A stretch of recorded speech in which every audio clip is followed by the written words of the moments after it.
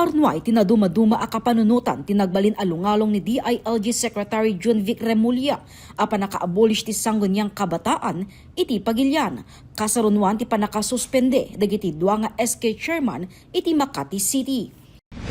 Pero ang recommendation ko talaga dyan kung magkaroon tayo ng constitutional change ay abolish na ang SK dahil nakikita natin na naging kulturo na rin mula bata na ang corruption ay ordinaryo na lamang. Banag nagpadaas saan a pabor dagiti SK chairman ti Bangged. Ti sangguniang kabataan or tikon ko natay nga SK ket nabuo tapno mangeg iti boses iti padak nga agtutubo. For me, ma'am, no, may abolish tayo dyan. Sinupay ti mangitakter dagiti agtutubo kapadami. Sinupay ti mangitakter dagiti boses dagiti aro nga ang ma'am, no, may abolish ti SK. Parang may engagement ti youth iti komunidad, ma'am. Patyenda asaan a praktikal ken solusyon ti panang abolish ti SK no diket rumbeng a maipaayanda kuma ti proper training.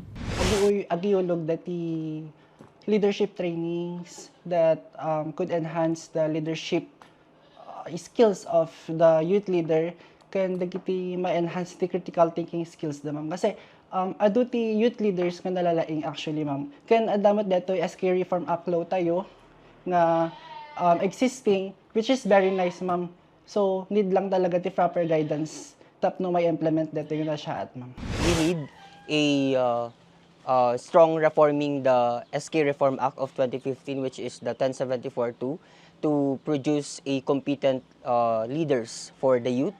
Ken iti makunak iti administrasyon ket don't abolish SK, instead fix it, train and guide SK officials and make it better. Iti babaen ti Republic Act No. 10742 wenno sangguniang Kabataan Reform Act of 2015 kang runaan nga akem dagiti SK ti panangitag-ay dagiti programa iti beneg ti edukasyon, environment, sports ken youth development. Kunada, rumbeng laeng a mabutusan dagiti SK officials imbes a madutukan tapnon mapili dagiti agtutubo ti rumbeng a mangidaulo kadakwada. Kidaw damit kadagiti padada nga SK officials nga agtrabaho ken rumbeng nga isuda ti pangrugyan iti nasayat a panangidaulo ken pagaryen iti balikas nga ang kabataan ay pag-asa ng bayan. Jessica Boreta, Balitang Solid North.